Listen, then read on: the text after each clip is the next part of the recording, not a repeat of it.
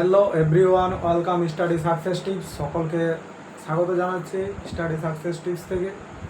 তো আজকে আমি যে বিষয়টি তোমাদের সামনে আলোচনা করব সেটি হলো চলতড়িৎ এর আমি শ্রেণী সমবায় অর্থাৎ সিরিজ কম্বিনেশন পদ্ধতি এর আগের ক্লাসে করানো হয়েছিল এবং আজকে তার পরবর্তী অংশ অর্থাৎ প্যারালাল কম্বিনেশন এর বাংলা সমান্তরাল সমবায়, সেই সমান্তরাল সমবায় থেকে আমি আলোচনা করব। তো দেখো, জানতে হবে কি যে একটু আগেরটা বলছি আমি, শ্রেণী সমবায় যেটা ছিল, শ্রেণী সমবায়ের রোধগুলি কীরূপভাবে যুক্ত থাকে, R equal to R1 plus R2 plus R3 এরূপভাবে যুক্ত থাকে।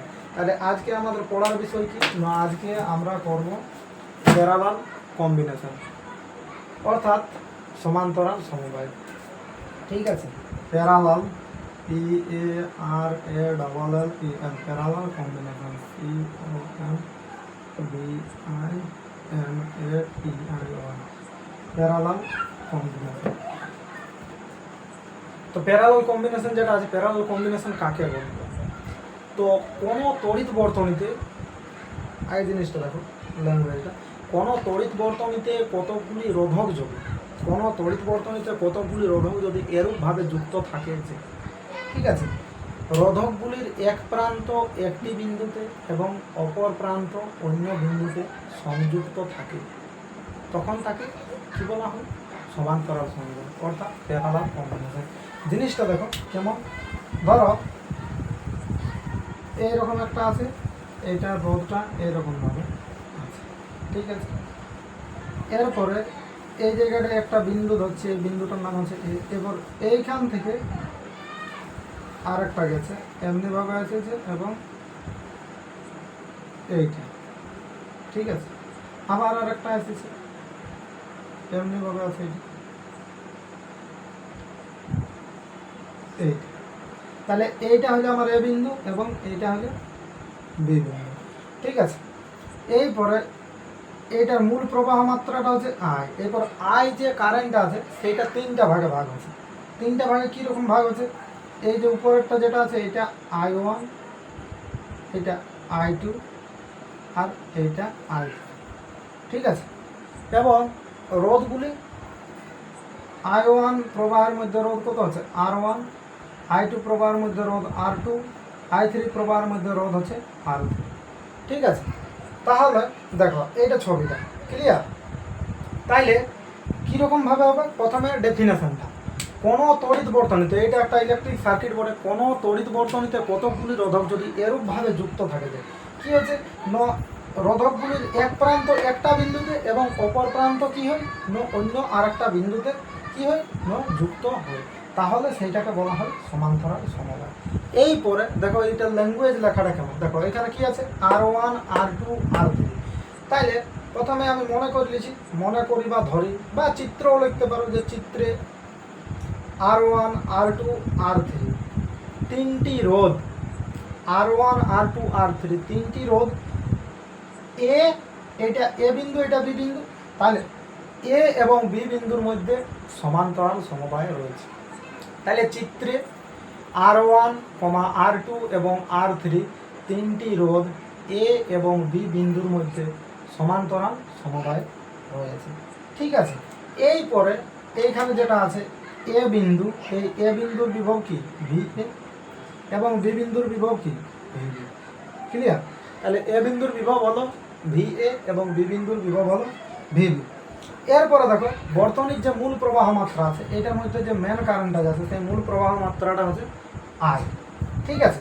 এই পরে এই আইটা যেটা আছে, মূল প্রবাহ মাত্রাটা তিনটি ভাগে বিভক্ত হয়েছে, কেমন I1 I2 এবং I3, ঠিক আছে। এই পরে এইখান থেকে আমরা ওহমের সূত্র অনুসারে কি জানব, ওহমের সূত্র অনুসারে যদি আমরা এইখান থেকে যে প্রবাহ মাত্রাটা লিখি, তাহলে এইখান থেকে আমরা কেমনভাবে লিখব, দেখো ছবিটা আমি মুছছি নাই অলরেডি, উপরটাতে আমি লিখছি I1। তাহলে I1 ইকুয়াল টু কি, এ বিন্দুর বিভব মানে VA মাইনাস বি বিন্দুর বিভব মানে VB ডিভাইডেড বাই কত, এটার মধ্যে দিয়ে রোধ আছে R1, ঠিক আছে। এরপরে I2 ইকুয়াল টু কি, I2 ইকুয়াল টু হলো VA minus VB divided by R two, এবং আই থ্রি ইকুয়াল টু কি, আই থ্রি ইকুয়াল টু কত, V A minus VB divided by R three. ঠিক আছে, তাহলে এইটা ওহমের সূত্র অনুসারে আমরা পেলাম। কি পেলাম, I one equal to V A minus VB by R one, I two equal to V A minus VB by R two, I three equal to কি V A minus VB divided by R three. এরপরে এইখান থেকে আমি যদি main প্রবাহ মাত্রাটা বের করে, দেখো আমি ছবিটা মুছছি, খাতায় সবাই একটু ড্র করে নেব। ঠিক আছে, তাহলে আই ইকুয়াল টু কি, আই ইকুয়াল টু হচ্ছে I one plus I two plus I three, তিনটা যোগ। তাহলে এরপর তিনটাকে আমি যোগ করছি, V A minus VB divided by কত R one plus V A minus VB divided by কত R two plus I three মানে কত V A minus VB divided by R three.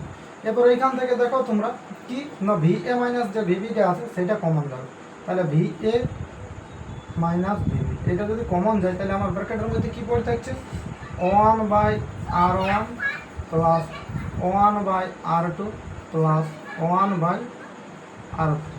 Okay, তাহলে এইটা আমার পড়ে থাকবে। ঠিক আছে, এইটা আমি একটা সমীকরণ দিলাম, এক নম্বর ইকুয়েশন। তাহলে আমার আই ইকুয়াল টু কী হলো, আই ইকুয়াল টু আমার হলো V A minus V B into, অর্থাৎ ব্র্যাকেটের মধ্যে থাকছে one by R one plus one by R two plus one by R three.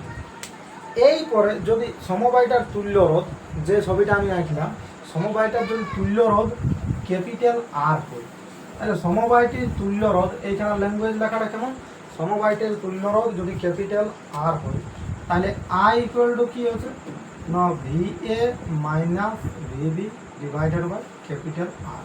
এটা আমার 2 নম্বর ইকুয়েশন। ঠিক আছে, তাহলে আই ইকুয়াল টু কী হলো না, V A minus VB divided by আর।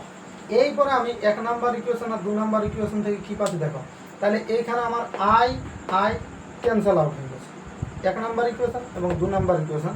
দেখো এই দুটো ইকুয়েশনকে যদি আমি কাছে লিখি, সামনাসামনি লিখি, এই যে এই বোঝা গেছে অলরেডি, তাহলে এই ভি এ মাইনাস ভিবি আর এই V A minus V B cancel out, আর আই আই ক্যান্সেল আউট। তাহলে এইখান থেকে আমার কি পড়ে থাকছে, আর পড়ে থাকছে, সেটা ওয়ান বাই আর পড়ে থাকছে, মানে এইটা আর এইটা যাচ্ছে, এইটা আর এইটা যাচ্ছে, তাহলে এখানে আমার কি পড়ে থাকছে, one by R equal to কী পড়ে থাকছে না, one by R one plus one by R two plus one by R three. ঠিক আছে, one by R one plus one by R two plus one by R three. এইরকমভাবে কী হয় না, সমান্তরাল সমবায় অর্থাৎ প্যারালাল যে কম্বিনেশন আছে, প্যারালাল কম্বিনেশনে এই রোধগুলি এরূপভাবে যুক্ত থাকে। One by R equal to one by R one plus one by R two plus one by R three. দেখো আরেকবার আমি ছোট করে সংক্ষেপে বলে দিচ্ছি, তো একটু আমি দেখছি যে সবাই একটু সাবস্ক্রাইব কম করছো, হ্যাঁ, তো আশা করি একটু সাবস্ক্রাইব করবে এবং শেয়ার করবে চ্যানেলটা আমার। হ্যাঁ, তোমরা যদি সাপোর্ট করো তাইলেই আমি ভালো ভালো ভিডিও দেবো তোমাদের সামনে, এবং আশা করি যেগুলো আমি বলছি এই কোয়েশ্চেনের মধ্যেই আসবে, এটা শিওর, এবং শেষে সাজেশনও দেওয়া হবে। চ্যানেলটি সাবস্ক্রাইব করবে সবাই। তাইলে দেখো এটা সামারি করে দিচ্ছি ছোটোভাবে কীভাবে। প্রথমে হচ্ছে সমান্তরাল সমবায় কাকে বলা হচ্ছে, সমান্তরাল সমবায় হচ্ছে যে কোনো তড়িৎ বর্তনীতে কতগুলি রোধক যদি এরূপভাবে যুক্ত থাকে, এরূপভাবে যুক্ত থাকে যে কমা একটি রোধকের এক প্রান্ত কী হচ্ছে, রোধকগুলির এক প্রান্ত একটি বিন্দুতে এবং অপর প্রান্ত কী হচ্ছে অন্য বিন্দুতে যুক্ত থাকে বা যুক্ত হয়, তাহলে যে ধরনের সমবায় তৈরি হয় বা যে ধরনের সমবায় পাওয়া যায় তাকে কী বলা হয়, তাকে বলা হয় থাকে সমান্তরাল সমবায়। এরপরে কী হবে, যে আমি পিকচারটা ড্র করবে সেরকমভাবে পিকচারটা ড্র করবে, একটা এ বিন্দু একটা বি বিন্দু, এবার ওদের মধ্যে মূল প্রবাহ মাত্রা কত আই, এবার আইটা বিভক্ত হয়েছিল কয়টায়, তিনটায়, I one I two I three. তাহলে প্রথমে লিখবে চিত্রে বা মনে করি কী লিখবে না, আর ওয়ান আর টু এবং আর থ্রি তিনটি রোধ এ এবং বি বিন্দুর মধ্যে কি না সমান্তরাল সমবায়ে যুক্ত রয়েছে বা যুক্ত আছে। ঠিক আছে, এরপরে দেখবে এদের মধ্যে কী হচ্ছে না প্রবাহ মাত্রা, মূল প্রবাহ মাত্রা আই, এবং তার মধ্যে যে প্রবাহ মাত্রাটা ভাগ হচ্ছে সেটা কিসে ভাগ হচ্ছে I one I two I three. তাহলে এইখান থেকে আমরা কি ওহমের সূত্র প্রয়োগ করলাম, ওহমের সূত্র প্রয়োগ করে কী হলো, আই ওয়ান ইকুয়াল টু কী হচ্ছে V A minus VB divided by R one, I two equal to কী হলো V A minus VB divided by R, I three equal to কী হলো V A minus VB divided by R three. এরপরে তিনটা যে আইলো সেই তিনটাকে আমরা আই ইকুয়াল টু কী করলাম I1 plus I2 plus I3 দিয়ে তিনটাকে এডিশন করে দিলাম, তাহলে কী হলো VA minus VB by R1 plus VA minus VB by R2 plus VA minus VB by R3। তারপর দেখা গেল কী হলো না VA মাইনাস VB কমন গেল, তাহলে আমার পড়ে কী থাকলো I equal to VA minus VB divide into 1 by R1 plus 1 by R2 plus 1 by R3। এরপরে কি ন যদি বর্তনীর যে রোধটা আছে সেই রোধটা যদি কী হয় ন সমবায়টির বা বর্তনীটার তড়িৎ বর্তনীটার তুল্য রোধ যদি ক্যাপিটাল আর হয় তাহলে R equal to I equal to কী হলো না VA minus VB divided by R. এরপর 1 নম্বর সমীকরণ এবং 2 নম্বর সমীকরণ থেকে কি পাওয়া গেল ভেরিফিকেশন যদি আমরা করি তাহলে পাওয়া যাচ্ছে 1 by R equal to 1 by R1 plus 1 by R2 plus 1 by R3। তাহলে এরকমভাবে যুক্ত থাকে। এরপর এটা যদি m সংখ্যক হয় তাহলে m সংখ্যক হলে ইয়ার থিওরিটা কেমন হবে, m সংখ্যক হলে এইখান থেকে 1 বাই আর ইকুয়াল টু কত হবে 1 by R1 plus 1 by R2 plus dot dot dot dot dot dot কত হবে 1 বাই R1। ঠিক আছে, এই হলো সূত্র। তাহলে এরপর এইখান থেকে যে ম্যাথগুলি হয় অর্থাৎ ম্যাথামেটিক্যালটা কীরকমভাবে হবে। তো দেখো আমি একটা ম্যাথ করা আছি, খাতায় সবাই লেখো আশা করি অঙ্কটা। দেখো দুটি তার কুণ্ডলে আমি লিখছি, দেখো একটু দুটি তার কুণ্ডলের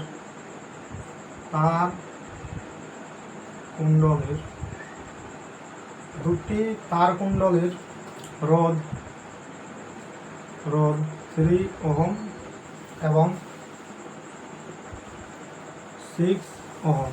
ঠিক আছে, তাহলে দুটি তার কুণ্ডলের রোধ 3 ওহম এবং 6 ওহম। 1 নম্বরে শ্রেণী সমবায় এবং 2 নম্বর হচ্ছে সমান্তরাল সমবায়।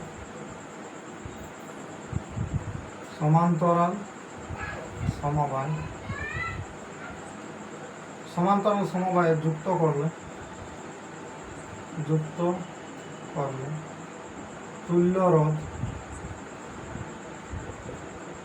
রোধ কত হবে। ওকে, এইটা কোয়েশ্চনটার যে অ্যান্সারটা আছে সেই অ্যান্সারটা কী বলতে হবে। 1 নম্বরটা শ্রেণী সমবায়ের